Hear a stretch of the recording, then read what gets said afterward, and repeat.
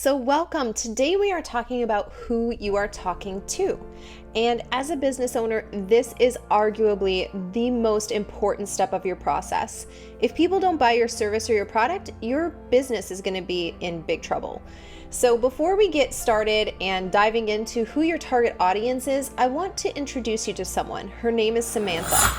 Samantha is 38. She works a mid-level, white-collar job and is very successful, but she's burnt out. She has no time for her family, hobbies, and it seems like nothing new ever happens in her life.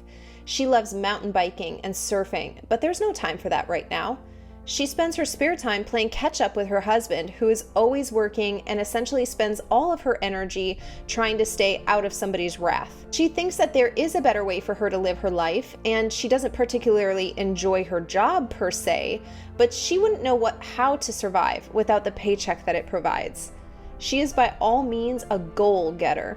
She reaches every one she sets in a year or less. However, whenever she gets into a groove of tackling her goals, it seems like something always happens and she ends up sliding back down the mountain that she just conquered. And so her life cycle continues. She has thought about taking all of her knowledge and skills and privatizing it by starting her own company, but she is afraid of what happens when she leaves her ball and chain, which she calls her safety net, aka her job. She is wondering what her family would think of her and how she would have to field questions from her parents and her judgmental siblings. She also is worried about the time she would have to sacrifice with her children as she gets her business off the ground. On top of all of this, while she knows her industry very well, she doesn't know how to run a business. She doesn't even know where to start or how to begin. The thought of this brings on a feeling of overwhelming questions and even anxiety.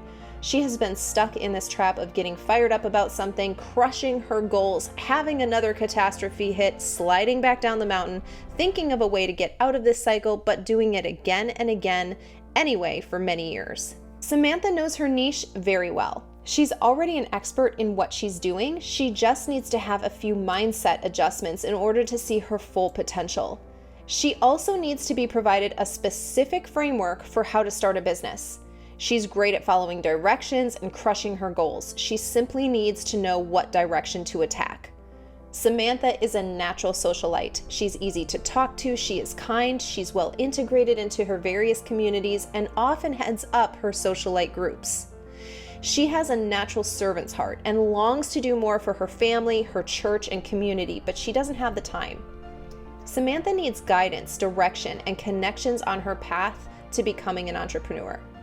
Maybe she needs to learn some systems and technical aspects of running a business, but her niche and expertise are dialed in. Maybe you can relate to Samantha. Maybe as I'm telling you Samantha's story, you're thinking, that's me. Well, Samantha, she isn't a real person. Samantha's my avatar. She's my ideal client. And I tell you about Samantha so that you can understand the details that you should know about your ideal client or consumer as well. In fact, this is less than a quarter of the details that I have scripted for Samantha.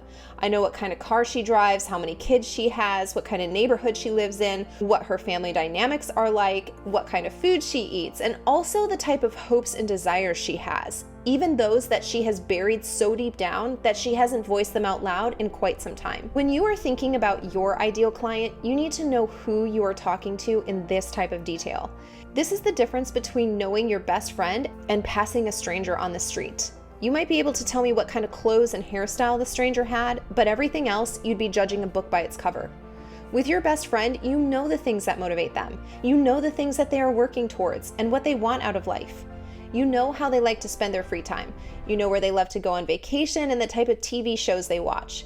You know other people that they are associated with. You know what kind of car they drive and where they typically drive to. If I'm making a product for my best friend, I guarantee you it is tailor-made for her. And your offer should be that dialed in. When you approach things this way, will you hit people who are close enough on the way? Absolutely. But more importantly, you'll be speaking to your target audience as opposed to speaking to half the population. Do you want to purchase something that is made for half the population, or do you want something that is made for you? Of course, you want something that's made for you. This is especially important in service-based businesses. You want someone who is going to solve your problems, not half the population's. And in fact, making too broad of an offer also reduces your level of credibility. If you're trying to help everybody out there, why haven't you done that?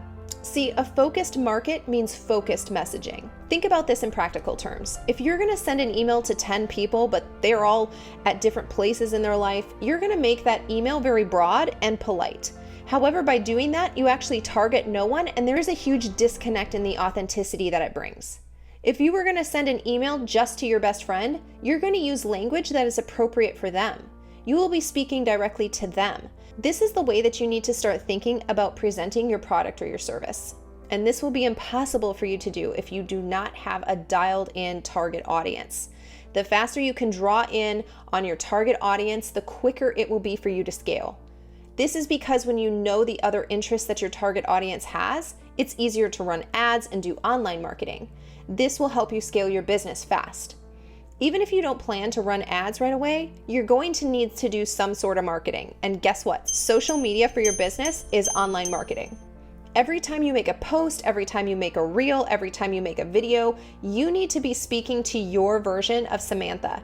You need to be addressing Samantha's emotions, her fears, her hopes, her desires, and also providing the way that you can help her reach them.